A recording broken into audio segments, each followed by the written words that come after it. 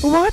The first ever curly fried chicken in the Philippines ngayon nasa Robinson's Ermita na? Hi mga kaitis! Nakakatuwa naman tong store na to. Imagine from their humble beginnings sa may Mercato, Bridgetown. As in, maliit lang yung tent nila there. Tapos meron silang 8 branches na as of today at isa na nga tong napuntahan kong ang lokasyon sa gilid ng food court ng Robinson's Ermita, Malate, Manila. Halos katapat lang yan ng Data Blitz. Puro mga students ang nakikita kong kumakain. Para ba naman kasi affordable?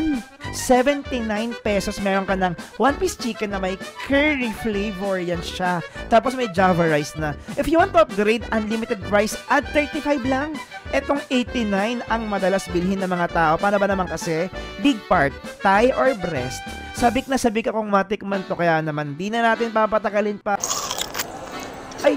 Ang lutong naman ito, oh. Malinamnam yung balat, tsaka yung laman. Tsaka hindi overpowering yung lasa ng curry. Hindi rin siya maanghang. Itong chicken burger, malambot ang tinapay. Tapos juicy yung patty kahit breast part. Ang laki pa.